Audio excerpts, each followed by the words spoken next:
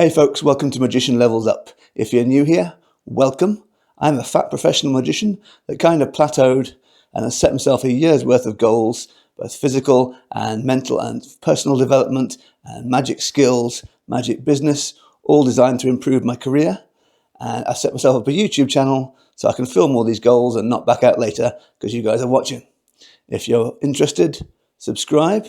Go back, check back all the previous episodes for more details. There's lots of information there for you, and lots of really good interviews with people telling you useful tips for building your magic career. If you're not new, welcome back. You might have missed last week's episode because I was away for a while. I did kind of stumble for a few weeks. I had a few weeks off, no leveling up videos, not much leveling up activity. I put a video up last week. It was very, very quick just to say I'm back. In case you missed it, I'm back. If you didn't catch last week's, bear in mind I have talked about a format change.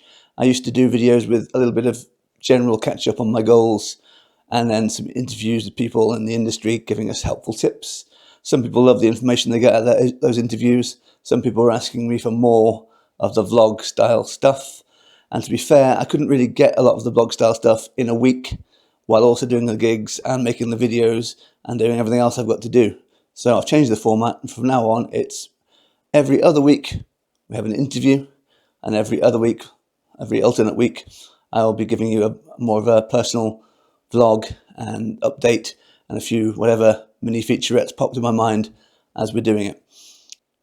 So this week will be the first of the new interviews with Mark Waddington, who is a member of the Magicians Level Up Facebook group, because like most of us in that group, he's trying to improve his career, but he is an interesting interviewee because he's had the career before.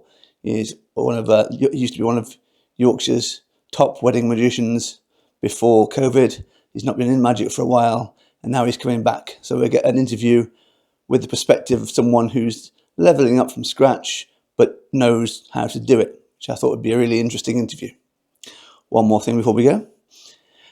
In the interview, I asked Mark to help me with a very important job, but it was definitely not his skill set. I knew Mark was a Lego fan, so I tried him out, but he may like Lego, but he is not very good at what I need. This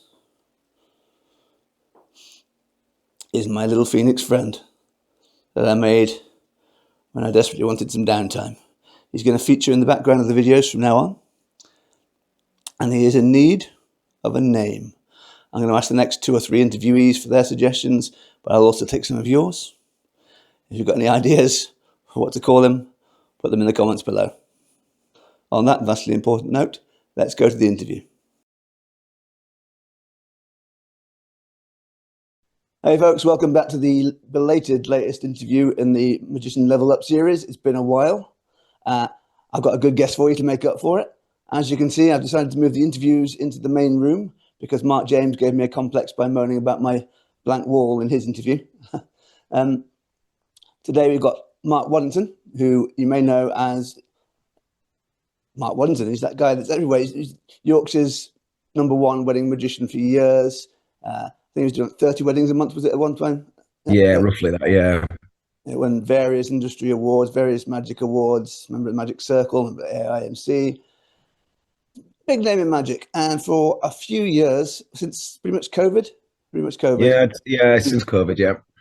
You've been out of the magic scene and working in some sort of, I'll ask you about that later. Well, it was some sort of acting role in a farm. Yeah, acting tourism, yeah. I'll ask you briefly about that in a minute. And you're back. He's back. He's coming back. And he's joined Magicians Level Up Facebook group because that is essentially what he's doing on a higher level than the rest of me. But he's coming back and rebuilding his business. And I thought it'd be great to interview someone that's essentially doing what we're doing here, but with prior knowledge of exactly how to do it in the first place. Yeah. So Mark, hello. Yeah. How are you doing? You're all right. Thank you for having me here. I really appreciate getting me on. I've been looking forward to this one. Excellent. Well, all 200 viewers that I normally get a month at the moment will really enjoy it now. Hopefully you'll get my numbers back up after this month-long gap that I've had. All right. So we're going to talk to you a little bit about your new rebuilding of your career. A little later on, we'll shrink in a little bit onto wedding magic, see if you've got anything for us there. And I noticed behind you, you have the Magic Circle and AIMC certificates. We know that I'm heading to my AIMC exam soon, so we'll talk to you about that as well. Super. And obviously, I've known you a few years as well. I've met you. Yeah, God, I bet I've known you. I've known you 15 years now. I bet as long as that. So, right. So, Mark, you yes. have decided to come back to Magic. You have given in that last day's notice at whatever job you were doing. No, actually, what were you doing, Mark? I'm really All curious. right. You've seen some interesting photos over the years. Yeah, so it was an interesting one because I was an actor, a tourist attraction. I became their main character. My character was called Farmer Mark. It was a farm, so they had a hero character for it, if you like, and that was me. Part of that was that I did every single show that was there, so I worked it out. On my last day, I'd done 3,000 shows there in the space of 4 years. It was mental. Some days we could be doing 5 shows a day that were 30-minute shows. Some days we could be doing 24 shows in a day, and it was mental. Yeah, I did that for 4 years. In the end, I sort of worked my way up a little bit, and I decided actually it was time to come back to Magic. I realized that I was working very, very hard, and I was having a good time with it, but I wasn't getting any family time. I wasn't getting any time with my daughter, wasn't getting any time with my partner. So we had to make some changes, and I didn't want to be a busy fool anymore. I kind of realized I was at a sort of I couldn't get my wage any higher than where it was for whatever reason. So I kind of realized that wasn't for me anymore, constantly chasing bills, and I had to go back to the Magic. So it's been a long-term plan to get back to this. I decided back in March of this year, so 2025, that I was going to go back into being a magician full time, and I spent 6 months planning it to get to the point where I handed in my notice at the beginning of August, so that I left on the last day of summer. So we're now 2 weeks into being back full time, and it's been a hectic couple of weeks. But then all the stuff that's been happening in the background, also working 6 days a week whilst also going out and doing gigs to build up a bit of a reputation again and everything like that. It's been quite a mad 6 months, to be honest. Personally, I've got to be honest, I'm going to slightly miss the occasional picture of you in a farmer's hat, but other than that, I'm glad you're back.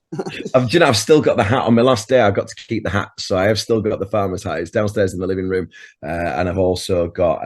We used to do foam parties every night as well, so I've still got my t-shirt, my foam zone t-shirt, and all the cast and all of the staff from the farm signed it on the final day, and I was presented with that during the final show. So yeah, I've still got some nice little mementos from there. So some good memories, but time to start making some magic money again. Absolutely. So basically, you got to day one of what some of the people on Magicians Level Up Facebook group and watching the videos are at for the first time. So I'm going to be a professional magician. Yep. Mark, what do you need to be a professional magician? Right. Okay. Very broad sentence. Or a very, very broad question. So I think to be a professional magician, I think you just need to have the balls to do it, to be perfectly honest. I think it's the hard thing for me has been when I went professional as a magician way back when in 2010, I was 20 years old. So I was 21. No, 21. I was 21 years old. I didn't have my own house. I lived with my parents. I didn't have my daughter. So there was absolutely no risk whatsoever going full time. Now, as a 36-year-old man, 15 years later, going back to being full time, quite a big risk. I've got a house with bills, I've got a car to run, I've got a daughter who's turning 11. There's the cost of sending her on school trips, school uniforms, keeping her fed, all these things. So it was a big consideration. I had to do a lot of saving up over the past sort of 6 months that I've been planning this whole sort of transition. So I've been saving every penny that I could in that time so that I have a buffer of money to keep me going up until basically the end of the year. And that's going to keep me going for now whilst everything's building up. Luckily, things have worked out really well so far, and all the legwork that I've put in has allowed me to be sitting quite comfortably as we speak now. But yeah, I think ultimately you need the balls to do it. You need to just go, enough's enough, I'm doing it. But I think at a certain age, certainly if you're a parent or if you're an adult with a house and this, that, the other, you do need to plan it in advance. So you need to sort of work out how much money you actually need to earn. That was the main thing for me, work out how much money I needed to earn and then work out how many shows I needed to do. So I have decided that I'm going to do a maximum of 14 shows per month. That is my absolute maximum. Having said that, I'm allowing myself to be flexible. So for example, if in September it turns out to be 18 shows, but then in October I only need to do 8. I'm keeping the money right. I put the fee up a little bit. I am doing something different this time, and we'll go into more details on it later, because I'm not doing this alone. It's not just me anymore. I now have a team, but we'll cover all that later on. But a lot of it is me, sort of doing the hard graft, and then I've got a team behind me that are doing other bits and pieces. You also need an act as well. For me as a close-up magician, I have 3 table sets. They're all about 6 to 7 minutes long. I have my main set, where if you've seen any of my videos and stuff like that, the things like the sponge rabbits, the lollipops, the tea bags, stuff like that, all the staple stuff in my acts, that's my number 1 set. Then I do have a more card heavy set, which is things like your invisible decks and stuff like that. And then I have another set as well, which is just a multiple card revelation, which is my go-to if I've got a big banquet and lots of tables to go around. Those are my 3 main sets. One of the things that I will be leveling up with all this as well is I'm going to change the sets as well, because I'm still doing the exact same show that I was doing 10 years ago. Obviously lines have changed and things have adapted a little bit, but the essence of it is exactly the same set. My focus has always been on the comedy and the performance rather than the actual tricks itself. I don't see myself as a highly skilled magician in terms of technical and sleight of hand. I know a moderate level of stuff to get me through, and I'm quite proficient in all that, but I wouldn't say that I'm a well-read magician knowing every single sleight and this, that, the other. So part of that leveling up is going to be working on new acts, which I'm hoping that with the group we can work on that as well, but also looking at how things have changed now compared to what they used to be. Like, I'm having to take a completely different approach to being a self-employed business now, because that's the essence of it. Is it's a business. The magic is completely irrelevant in some senses. It's just learning how to market again. That's been my biggest challenge. So learning new ways of marketing, having to do things that I never had to do. And at the minute, I'm very much learning on my feet at the moment. And I've got a full marketing plan that I devised with our friend Craig. He's been very, very helpful in getting me sort of back on my feet and everything. So I've got a daily routine that I need to do now just to get myself up there. And I can talk about that as well, because my big thing is I'm really pushing the Instagram thing. I've gone from a reach of 3,000 a month to a reach of 75,000 a month, and I've done that in 6 weeks. So I saw that post you put up this morning about that. I was going to ask you about that. Yeah, so I know I'm aware vaguely of this team that you've got with you. We'll come back to that a little later, because it's less practical for the people on the groups. But picking your brains about wobbly table, things that they would need. So, marketing wise, on your return, what are you finding is most important? Do you care about your website, or is it all Instagram? The website is vital, absolutely vital. I think that the website is vital, but the most important thing for it is the keywording of it. Now, I have actually recently changed my website over, and that was, when would that be, 2 months ago. So I've got a brand new website in the past 2 months, which is optimized to the gills. Part of my team is I have a marketing manager now, and they are looking at the SEO and the keywords and everything. I've still got my hat in there. I'm writing the content to go on the website, and then he's taking it and optimizing it so that it's got unique terms to it. It's got the relevant terms to it. It's got the bold terms as well. But it's written in such a way that it comes across naturally. It doesn't come across like you just keyword stuff in, because that's one thing that has very much changed. At one point, you could just cram all the keywords you wanted into your website. Every magician I knew had a little bit on the bottom, and it was, a little bit on the page like that. And there was about 1,000 keywords in there: magician Yorkshire, magician Leeds, magician Bradford. And it was usually done in white text, so it blended in with the website. Google doesn't like that anymore. So you've got to come up with organic ways to do it that reads naturally. So I'd really work on your copy for a website. That would be the most important thing. Tell people exactly what you want to tell them. Ultimately, as a person who's going through this journey, you wouldn't necessarily know about SEO, and you wouldn't know about keywords and stuff like that. So write a bit of text that is designed to tell people what you want to tell them. You want to tell them why they want to hire a close-up magician for a wedding. Use ChatGPT. I am a big advocate of ChatGPT. I think it is absolutely brilliant. Make sure you write the thing yourself, then put it through ChatGPT and ask it to optimize it, and say, I want you to optimize it for the territory you want it to be in. So take this bit of text and optimize it for a wedding magician in Leeds, and then it'll come with all the variations. So that is a really, really useful tool, and it is free to use as well. You've got to put the legwork in initially. I don't like it when people say, "Oh, come up with some copy and then give it to me." I think put the legwork in. Only you know how to sell yourself. Only you know what your strengths are, and then as chat GPT to refine it. So I'd say, use what's available. It's free and you might as well. The next thing as well is that the market has changed a lot. And I think Google AdWords is vital now. So we have a budget of £800 a month for AdWords. And the conversion is costing a fortune at the moment. The average lead is costing us £160 in AdWords, which is crazy. So what we're now doing is refining things so that cost per click comes down. So that's quite a big thing, but that's something I've never known anything about. That's not my background. My background isn't in marketing. Yeah. What I do know is things like social media. Or I did know social media. I used to do really, really well on that. And then, like I say, my reach over the years, because I'd neglected it. I had no need to do it because it wasn't my focus. My focus was being an actor at a farm.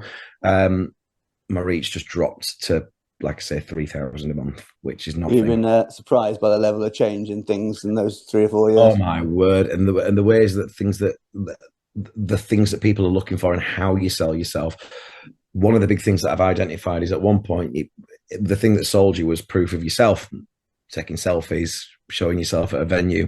Turns out that does not work anymore. People want to see the guests. They don't want to see you. They want to see the guests. They want to see how they're reacting, what they're doing. So my biggest investment recently has been getting a pair of Meta glasses. If you look thinking of doing that. Yeah, do you know what I'd say? It is the best investment you will ever make. It's £300 for a pair of glasses. A normal set of Ray-Bans is 220. So for 80 quid more, you've got all this. And I'm creating content that is unbelievable. So I posted a video on my socials, was it yesterday or a couple of days ago? And like the reach on that is incredible. Like my numbers still aren't massively high, but my average reach on my average view on a video is about 400 or 500. That's now up to nearly 4,000 in the space of 3 days. So not mega numbers, but there is definitely an improvement. And I think that's quite a big thing. So focus on content that people want to see. People don't want to see you stood outside a building going, "This is my office for the day." They want to see what the people within that office think of your performance, because that's what they're looking for. They want to go, "My guests are going to do that. I want that person." So I'd say, yeah, that's probably the biggest change. I'd say is the way that people are using social media to find things. I'm getting more inquiries through Instagram and through Facebook than I am through Google at the moment. So we do need to adjust things a little bit on our end. But yeah, it's like the lie of the land is crazy. None of this was a thing back when I was advertising. I used to do a lot of wedding fairs. I've not done any so far. I do have a plan to do a few, but I don't want to do anywhere near as many as I used to. So I'm going to be a lot more selective over those, making sure I'm doing not the big ones, but the smaller ones. I really like the smaller ones. It's a little bit more personal. It gets you involved with the venue as well. Whereas the big ones, you're just a number. It's not about selling to brides. It's about that company making money out of that booth, that vendor. So that's my next step, is to figure out what's going on with that. Once I've figured out the social media thing, then I should be quite happy from there. Now, I'm assuming, Mark, that getting a pair of Ray-Bans and pointing it at the guests is not the only thing that jumped your Instagram from 3,000 to 70 odd. No, it wasn't. No, it's consistency. So at the minute, I post without fail twice a day. Even that I don't think is enough. It needs to be 3 times a day. So at the minute, 2 times a day compared to maybe once a week. That's what it used to be. So twice a day, always a bit of content, varying the content as well. So I have let me just get the thing on my phone just so I can sort of reference it, but I have a plan. It's a significant jump in a short time, so I'll put your Instagram link in the description if that's all right.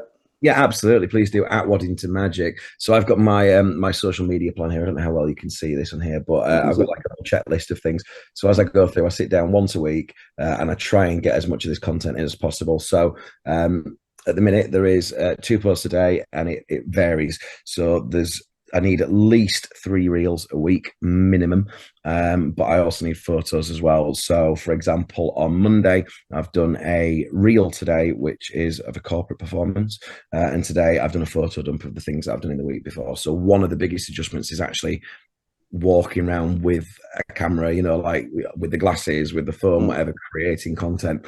And a lot of the content is magic related. Some of it isn't, like I've been creating some content today because I've just been away in York for a couple of days with my partner. We filmed it. We filmed come on a date day with us around York, and that's a video that's going to go out in the next couple of days. Things like going to the York Ghost Merchants and going to Hole in Wand Wizard Golf and stuff like that. We've done videos of that so that there's a human level as well. One thing I identified was that people don't just want to see you selling at them constantly. They want to get to know who you are as a person. You look at a website, you could be booking any magician, really, couldn't you? But if they know who you are as a person, they know you're fun, they can identify you with you a little bit. So that's important as well. Making sure there's photos, things about real life, recaps, reviews, everything. It's a massive list that I've got. So at the minute, there's what is it? There's 14 posts a week minimum. That's going up to 21 posts a week, but I need to figure out what the other 7 a week are going to be at the moment. So that's a big thing. Having a plan rather than just going in with it. At one point, I just go, "Oh, that's cool. I'll put that on my socials." Whereas now, I have an actual plan and I balance it so that I have got all the reels going through and I have got the content and it's spreading out nicely. It looks decent on the grid on Instagram as well. So putting some thought into Instagram for you is literally effort and change of focus. Then it's not. I don't really know much about Instagram. There's no paying on Instagram or anything like that. You've just built it this way. No, so we do run ads on Instagram. We run ads through Meta. But looking at in fact, if I can get it up, let me see what my numbers are looking like, because it will tell you everything. It tells you every aspect about it. So professional dashboard. So only 7% of my traffic is from adverts. So 7% of 75k is what? I can't do maths, but it's about. Don't ask me that. Yeah, it's not a lot of it, So, and one of the big things at the moment is my reach is about 50-50. So 50% is followers, 50% is non-followers. So I actually want the reach to go a bit the other way, so that it's mostly non-followers that are seeing the content that encourages them to follow. I'm noticing I'm getting about half a dozen followers a day at the moment as well, which is really, really good. So that's growing. So in the space of a month, my numbers have gone from, I think it was 1,700 followers, and I'm now at 1,951. So, it's all going in the right direction. So, it's just constant work, though. You're just going to constantly on it. Doesn't mean you have to do it every single day. The scheduling tools. So I will schedule as much as possible. So tonight, once we've done our interview, I'll be sat down scheduling all my content. I won't do it all because there'll be certain things from this week that haven't happened yet that will go into the content. I've still got footage from my wedding on Saturday that hasn't made it yet. Some of the footage has made it up, but other bits of it haven't. So, that's exactly how you do it. I'm just trying to film a vlog every 2 weeks for this channel at the moment. I never get any footage. I know this. It's that thing of making a conscious effort. But what I found is the glasses are making it so much easier. Yeah, I think I'm done. That's what I'm going to be doing after this interview. I think. Yeah, got to get them. Yeah, it's the thing is, the hard thing that I found is you've got to ask for permission, GDPR and stuff like that. You've got to ask for permission to record the video. So I'm having to literally pause and go, "Do you mind if I film this?" Boom, and then they see the light, and then you spend 30 seconds explaining what the glasses are and stuff like that. But I'm getting some really quality footage. Mix that in. So the video that I put up on Saturday, was it Saturday? I think it was Saturday. My manager happened to be with me that day. She was filming from one angle, I was filming from the glasses. We've put the two together to create a really good, almost cinematic in some ways, video. And it's just off my teabag trick. In fact, I posted it in the group over the weekend, and it just, like, even that, leveling that up, I've kind of looked at that and gone, well, actually, I need to do this more often when I've got multiple cameras. So you constantly learn. You're constantly learning in new ways, and I'll constantly evolve what's going on with the socials as well. I still do love that you, the #1 Yorkshire magician, the trick that you put out that you're known for, uses the tea. Well, I'm trying to get Yorkshire Tea to sponsor me. I'm desperately trying to do it, so I'm getting that trick out as much as I possibly can, getting them tagged in it as well, and then hopefully they'll notice it and send me some more free tea bags. Because once upon a time they sent me a massive box, and this box will have been easily that big.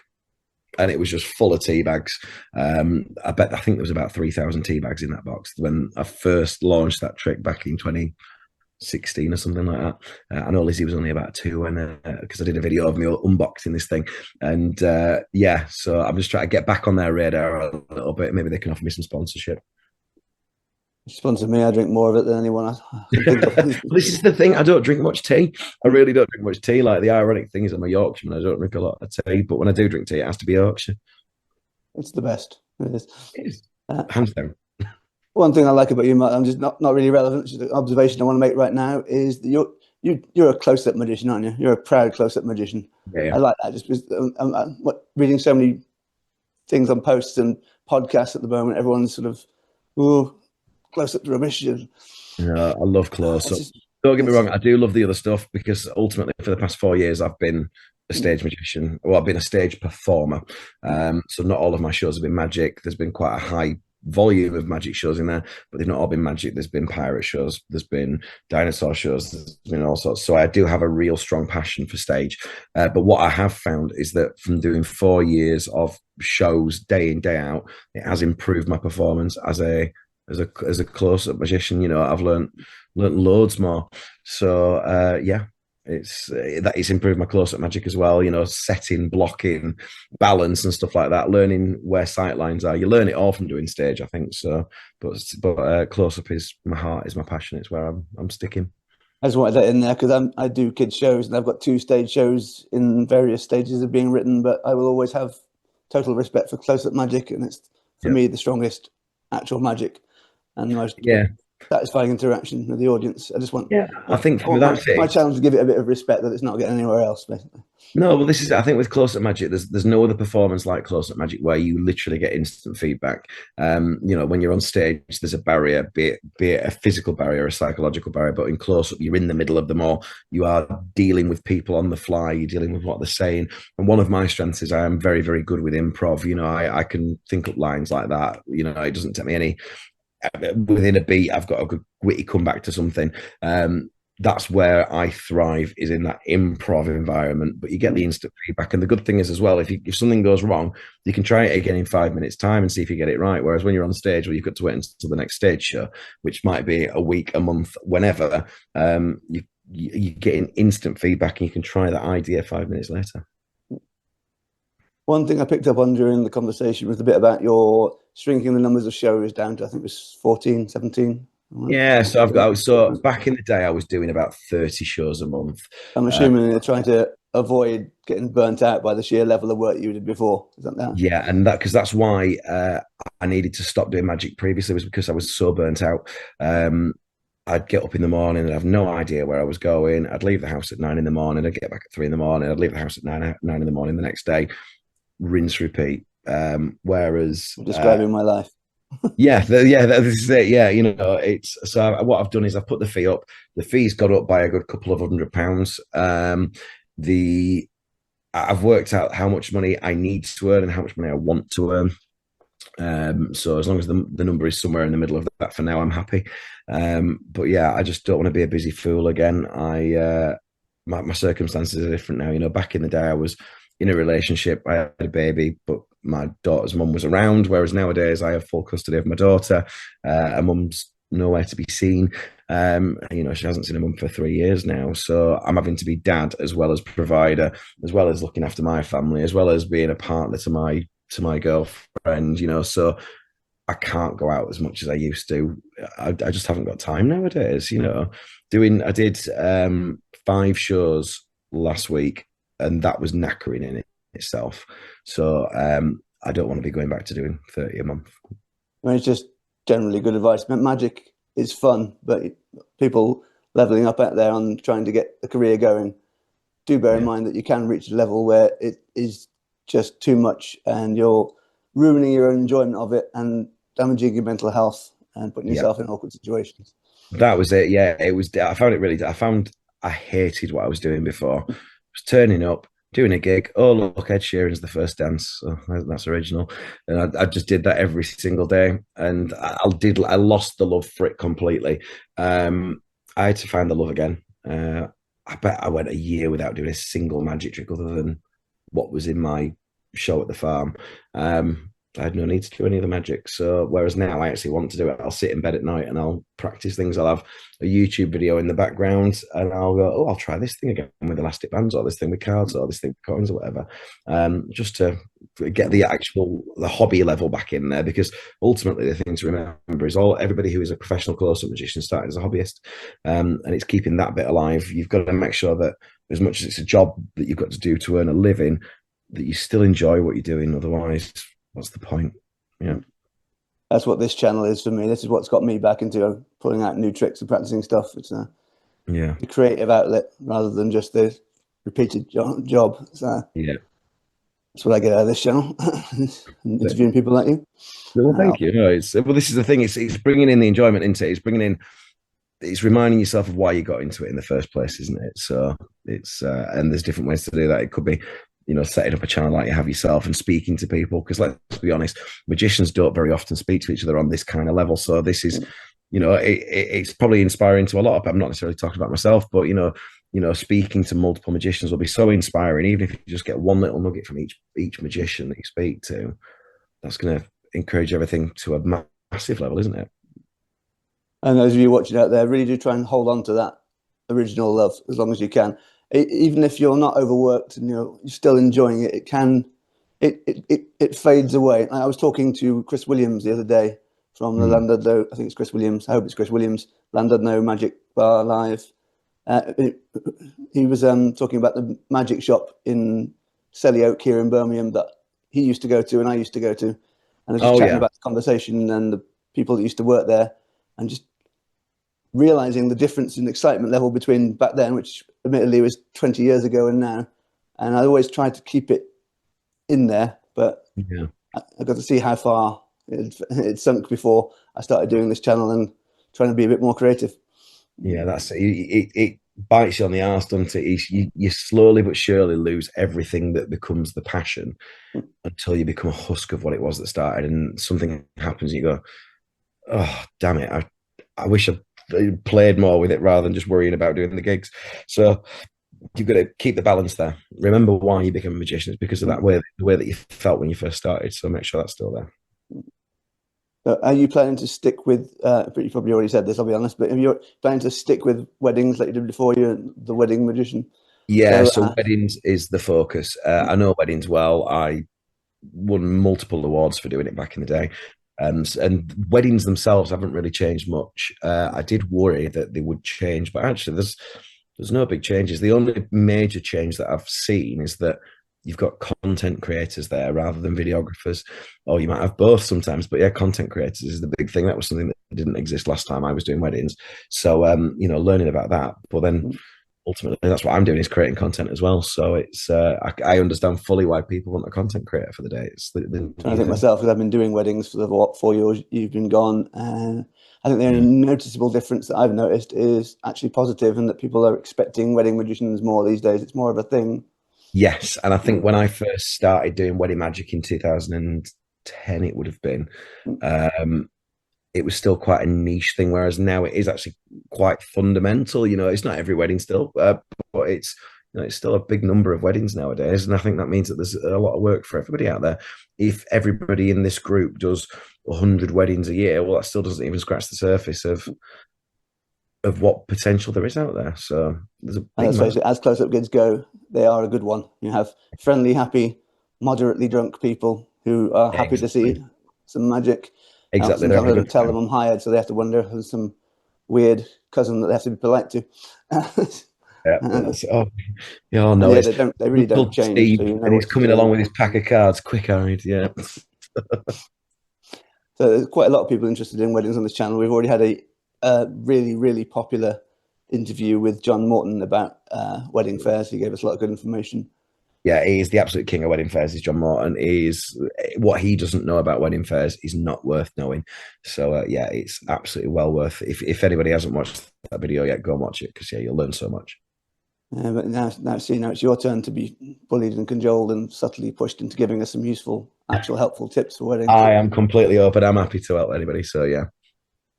Would you have a couple of random tips that come to mind? Maybe we're going to talk about your book in a while. Is there anything in there You Yeah, want to say, there's loads of stuff in there. Is there any specific area that you want a random tip for? Do you like well, let's say we've in done advance of the day or on the day? we've covered wedding fairs thoroughly with John Morton. I think maybe on the day stuff. On the day stuff, right? So I've got two approaches depending on what the venue is. So if it is a venue that I've never been to, I want to be there at least a minimum of an hour beforehand. I don't want to be rushing. I don't want to be getting out of the car and going, oh shit, I've got to do a show now. I've got 5 minutes to get ready. I don't want that. I think the other big side on that as well is I allow an extra half hour of travel for every hour of travel that I do. So if I've got a 2 hour drive to get somewhere, I'm allowing a minimum of 3 hours to drive it on top of the hour that I want at the venue as well. So if I start at 2 o'clock and I've got a 2 hour drive, I'm leaving the house no later than 10 a.m. I'm giving myself 4 hours until that starting point. When I get there, first thing I want to do is I want to speak to the wedding coordinator and know exactly what's happening. As much as I know what I'm booked for, I might know that I'm booked for 1:30 till 3:30. I want to know where that is in the day. Now, I already know that it's the drinks reception, but I also need to know what is the expectation from the wedding coordinator. At what point are they going to take the couple off for the ring reveal? At what point are they going to be dragged off to go do the group photos and stuff? So sit down, have a little chat. It only needs to be a couple of minutes, but just see exactly what is happening from the wedding coordinator's perspective, understand their side of the day, because they're looking at different things to what we are. And ultimately what they're looking at is the whole structure of the day. They're making sure that the food comes out on time, so they're trying to work back time from that essentially.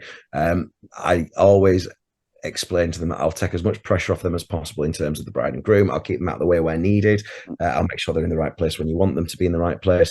So I always do an exclusive performance for the bride and groom, and it's generally always in the last 15 minutes if I'm doing the drinks reception, because in that 15 minutes, that's when your wedding coordinator wants to get everybody through into the wedding breakfast and sat down ready for the couple to be announced into the room. I always said, look, I'll take them out of the way for 15 minutes. I'll do some tricks with them. I'll take the photographer. I'll take the videographer. I'll do some stuff for them then. I'll hand them back to you, bang on time, ready for when you want them to go through. And then you can carry on with the day. That's going to take a bit of pressure off them, because the last thing that the wedding coordinator wants is the bride and groom lingering around, because everybody wants to stop and speak to the bride and groom. If you remove them from the situation completely, that problem doesn't exist anymore.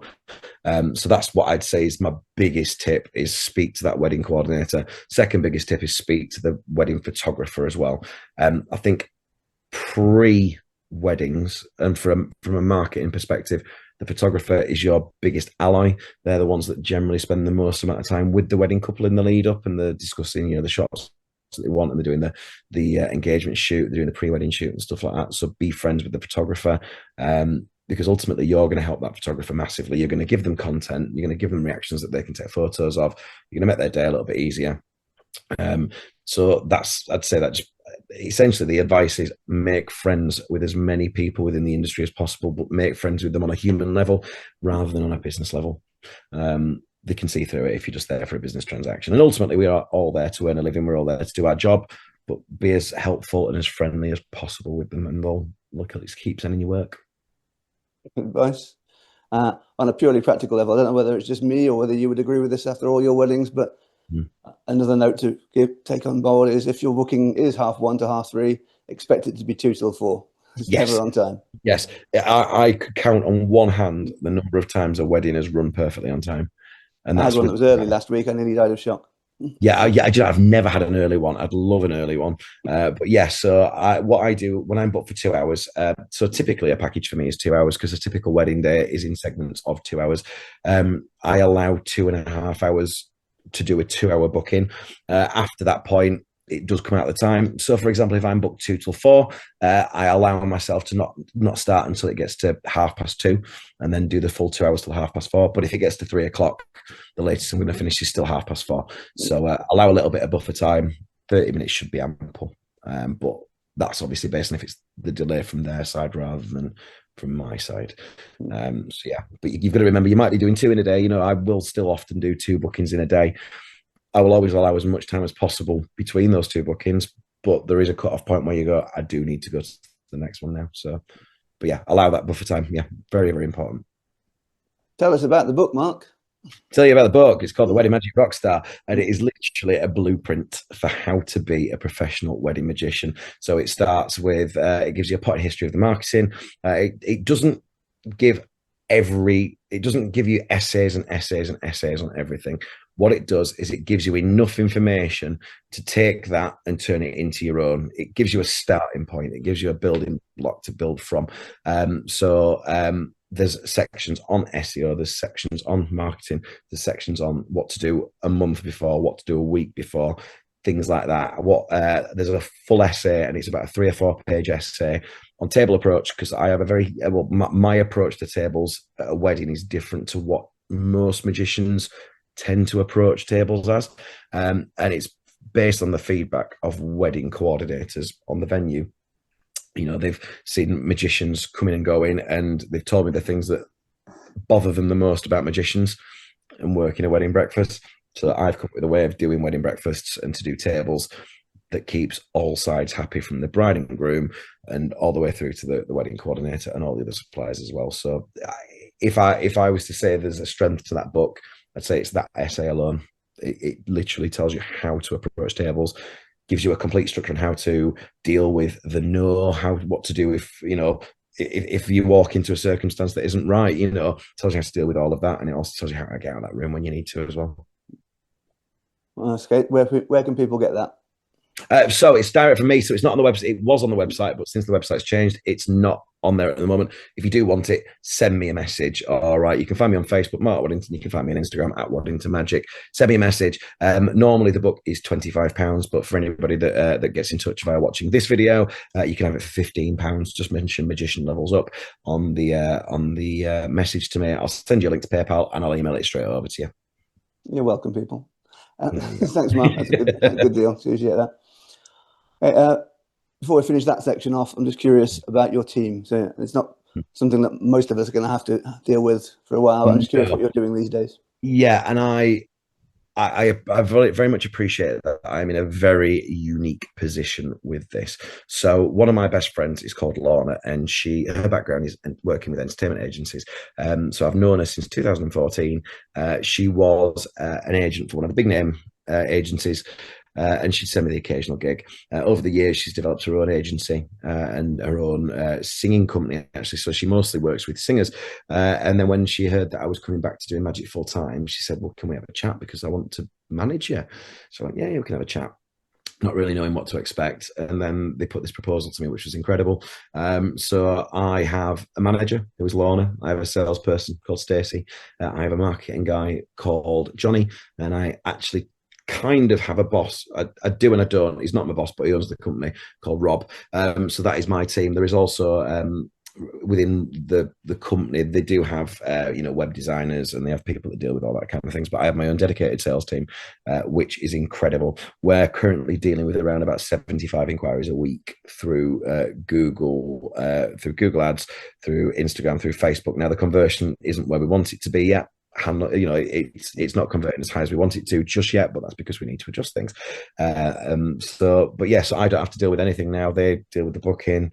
They literally deal with every aspect of it. I just have to turn up on the day. I do a phone call with the couple, about a week beforehand, just to get the final details. But my management looks after the money side of things. If there is any problems, they deal with that as well. And if for whatever reason I need emergency cover, they'll deal with that as well. So like a proper agency should. The only difference is it's exclusive, so they're not selling out loads of magicians. They're just looking after me, and they just deal with any problems that way. So it's really nice because I don't have to sit here in the mornings going through the inquiries.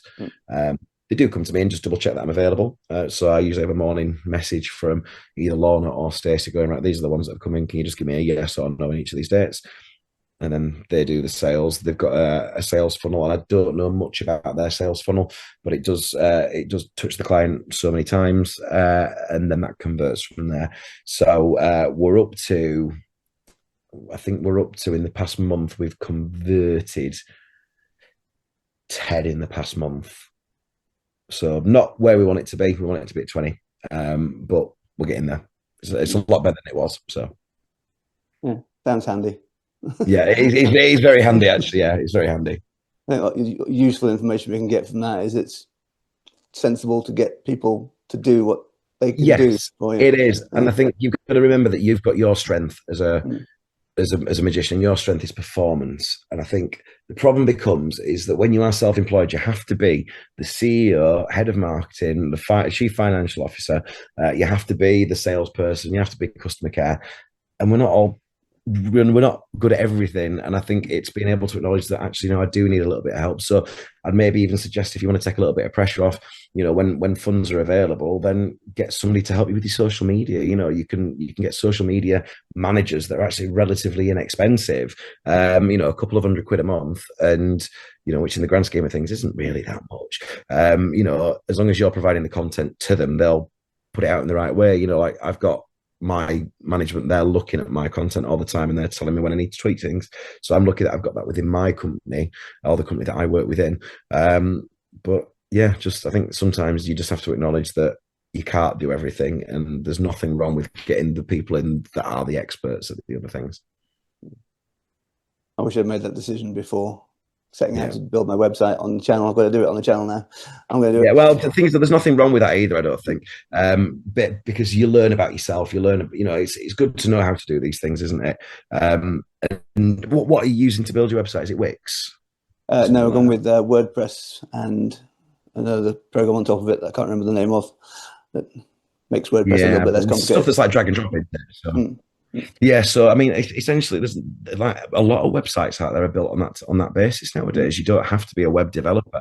The people that I'm getting involved are marketeers. The people that know marketing. So Johnny, who works on the marketing for me, he's a freelancer, so he only does so many days a week for the company.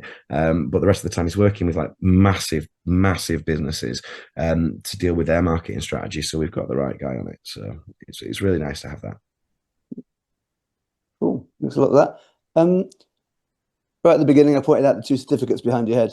This next section could be very short or very long, depending on the answer to the first question.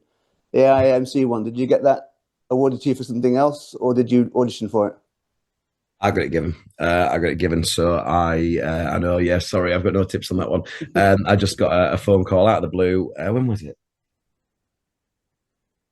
April 2019. So April 2019, I got my AIMC. I got a phone call from Lee Hathaway, and he just went, "Congratulations, Mark. AIMC."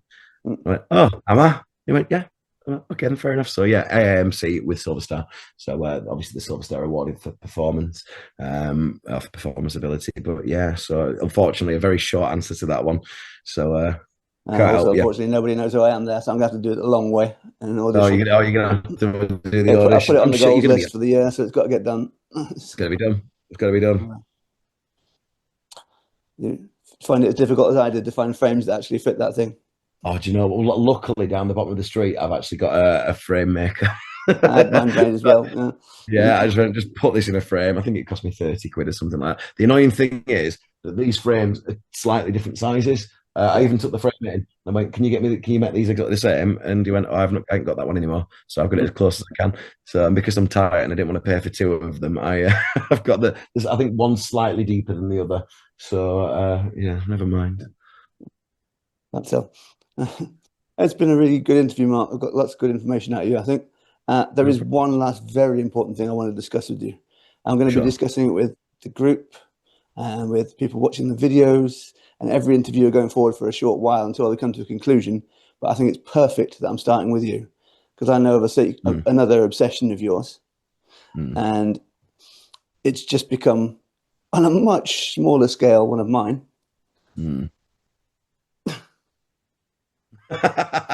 Lego. My very first Lego project here. I love it. My little Phoenix friend and his stand. That is real.